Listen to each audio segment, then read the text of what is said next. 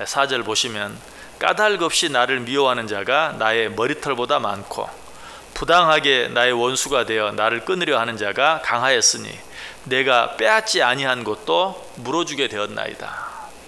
한마디로 아무 이유 없이 무고하게 어려움을 당하고 고난을 당하는, 또 누명을 쓰고 또 고통을 당하는 그런 모습에 대해서 이야기하고 있죠.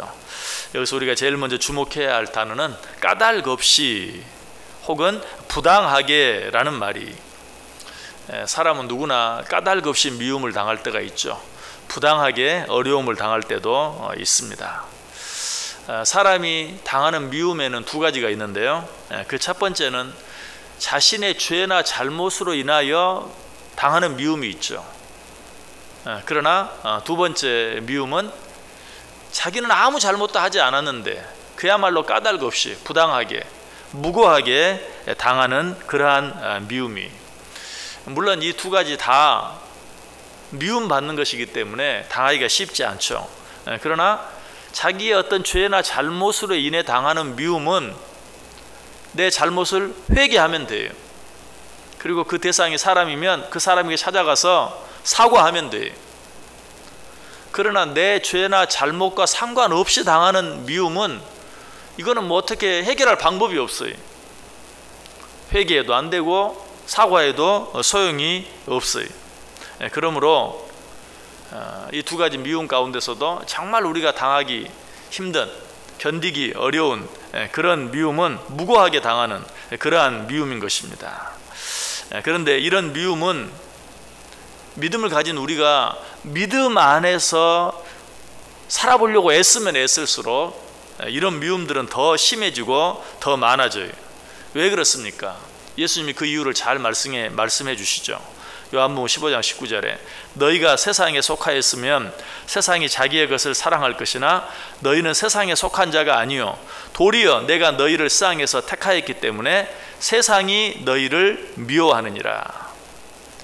너희는 세상에 살지만 세상에 속한 자가 아니기 때문에 세상이 너희를 미워하는 것이다 라고 말하고 있는 것이, 뿐만 아니라 사도 바울은 경건한 그리스도인들은 세상에서 반드시 미움을 당하게 되어 있고 핍박을 당하게 되어 있다라고 단정적으로 말해요. 디모데후서 3장 12절에서 말하죠. 무릇 그리스도 예수 안에서 경건하게 살고자 하는 자는 박해를 받으리라. 혹시 여러분들 가운데 믿음 때문에 누군가에게 미움을 당해본 적이 없습니까? 내가 가진 믿음 때문에 누군가에게 박해를 당해본 적이 없습니까?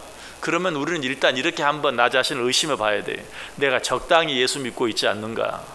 왜? 사도 바울이 분명히 말했어요. 너희가 경건하게 살고자 애를 쓰면 쓸수록 반드시 사람들이 너희를 미워할 것이고 박해할 것이다 라고 말하고 있어요. 그러므로 그런 미움이나 그런 박해를 당해본 적이 없다면 내가 혹시 적당히 예수를 믿고 있는 거 아닌가, 내가 예수를 잘못 믿고 있는 거 아닌가 한번 의심해 볼 필요가 있어요. 정말 우리가 믿음 안에서 바로 말씀대로 살기를 원한다면 거기에는 반드시 무고한 미움이 있어요. 부당한 핍박이 있을 수밖에 없는 것이, 왜? 우리가 세상에 살고는 있지만 세상에 속하지 않았기 때문에. 여러분이 외국에 가서 살아보면, 이민을 가서 살아보면 이런 일들이 꼭 있는 것을 알게 돼요. 내가 비록 어떤 나라에 가서 살고는 있지만 그 나라에 완전히 속해 있지는 않기 때문에. 그렇잖아요. 한국 사람이 미국에 가서 산다, 다른 나라에 가서 산다 라고 말하면 내가 비록 그 나라에 살고는 있지만 난 여전히 한국 사람인 거예요. 그 사람들과 똑같이 될 수가 없어요. 그것 때문에 무고하게 미움을 당하는 일이 꼭 있어요. 예를 들면 우리 한국에서는 보신탕을 여름 되면 먹잖아요. 근데 외국에 살면 우리나라 사람들은 다 먹는 그 음식을 먹는데도 그것 때문에 야만인 취급을 받고 사람 취급을 받지 못하는 그런 일들이 꼭 있어요. 어떤 문화의 차이 때문에, 언어의 차이 때문에, 얼굴 색깔의 차이 때문에 그런 일들을 당하는 것과 똑같아요. 우리 그리스도인들도 마찬가지죠. 세상 속에 살고 있지만 그 사람들과 똑같진 않아요. 뭔가 달라요. 세상 사람들은 밥을 놓고 그냥 밥이 앞에 오면 그냥 수저를 들고 먹기 시작해. 근데 예수 믿는 사람들은 밥을 놓고 눈을 감고 머리를 숙이고 뭐라고 쫑알쫑알해요. 자기들과 다르거든요. 미워하는 거예요. 주일이 되면 어떻습니까? 자기들은 주일날 돈을 벌면 더 많이 벌 수 있는데 이 사람들은 주일날 돈을 버는 것이 아니라 하던 일도 쉬고 돈을 교회에다 갖다 바쳐요. 그러면서 뭐 물질이 다가 아니다고 말하고 물질로 인해서 행복해질 수 없다고 말하고, 그러니까 그 사람들 눈에 어때 뭔가 잘난 척하는 것처럼 보여요. 싫어요. 주는 것 없이 미워해요. 그래서 예수 믿는 사람 그러면 그냥 자기들과 다르다는 이유 때문에 괜히 싫어하고 미워하는 것이. 그러므로 우리가 신앙생활을 잘 하려고 하면 할수록 세상 사람들과 다를 수밖에 없고 그로 인해서 미움을 당하고 또 핍박을 당할 수밖에 없다. 오늘 본문 속에서 다윗이 당하는 미움도 바로 그런 것들이었어요. 그도 사무엘을 통해서 기름 부음 받기 전까지는 누가 다윗 미워하지도 않았어요. 신경도 쓰지 않았어요.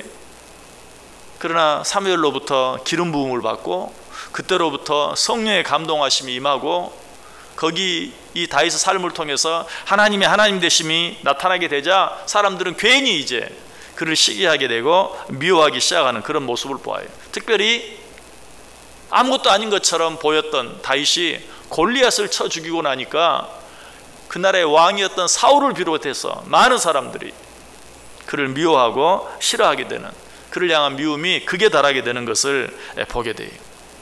이처럼 예수 믿는 사람들, 믿음 안에 사는 자들은 세상 사람들과 같지 않다는 것 때문에, 세상에 살지만 세상에 속하지 않았다는 것 때문에 미움을 당하고 핍박을 당한다. 자, 그리스도인으로 세상을 살아갈 때 미움을 당하는 또 한 가지 이유가 있어요. 역시 예수님께서 그것에 대해서도 잘 말씀해 주는데요. 요한복음 15장 21절에서 그러나 사람들이 내 이름으로 말미암아 이 모든 일을 너희에게 하리니 이는 나를 보내신 이를 알지 못함이라. 너무 당연하죠.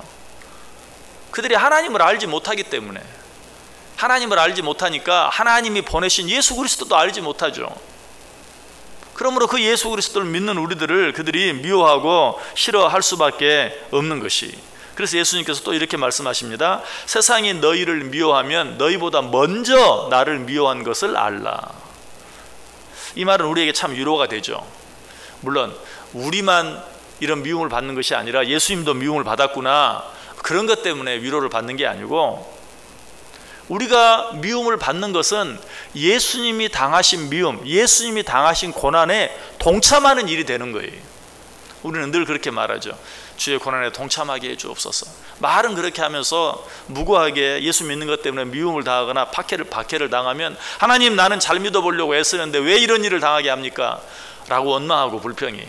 그러나 오히려 그런 일이 있을 때 우리는 어떻게 해야 된다고요? 기뻐하고 감사해야 돼요. 왜? 그것이야말로 주의 고난에 동참하는 가장 기본적인 일이에요.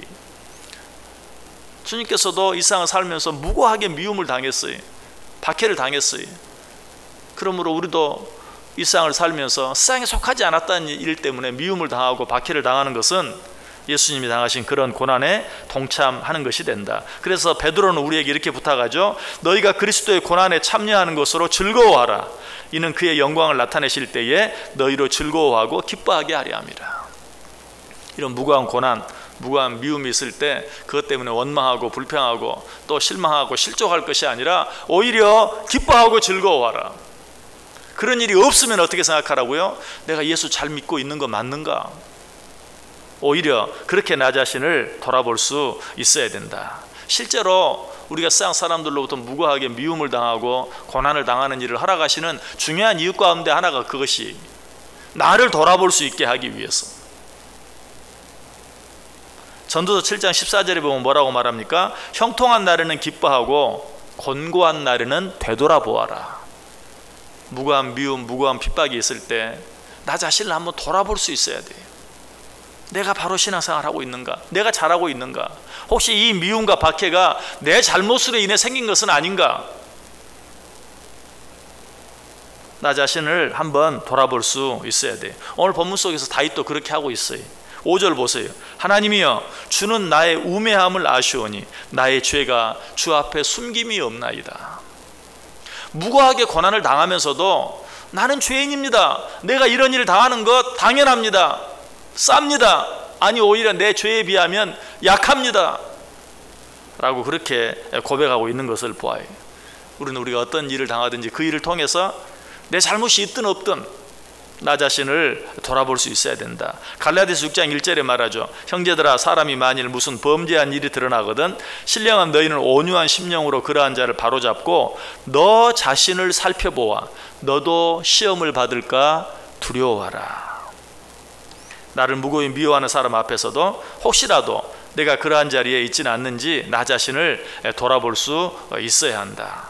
한 걸음 더 나아가서 내가 무고하게 미움을 당하고 박해를 당할 때 내 주위에 혹시 그런 사람은 없는지, 나처럼 무고하게 미움을 당하고 무고하게 핍박을 당하면서 그것 때문에 힘들어하고 어려워하는 사람은 혹 있지 않는지 나 자신을 돌아보는 자리에서 한 걸음 더 나아가 내 이웃까지도 내 주위에 있는 사람들까지도 바라볼 수 있어야 돼요.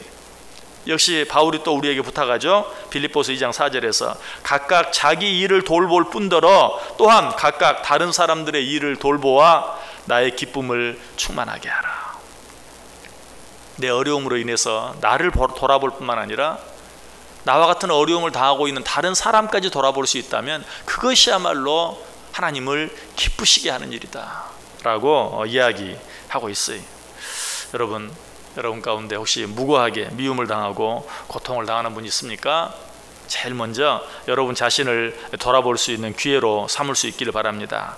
그리고 한 걸음 더 나아가서 그러한 어려움 가운데 있는 다른 사람들까지도 돌아볼 수 있는, 그래서 하나님을 기쁘시게 하는, 무엇보다도 그 일로 인해서 하나님을 향한 내 사랑, 하나님을 향한 내 믿음이 더 자라나게 되는 기회가 되고 축복이 될 수 있기를 주님의 이름으로 간절히 축복합니다.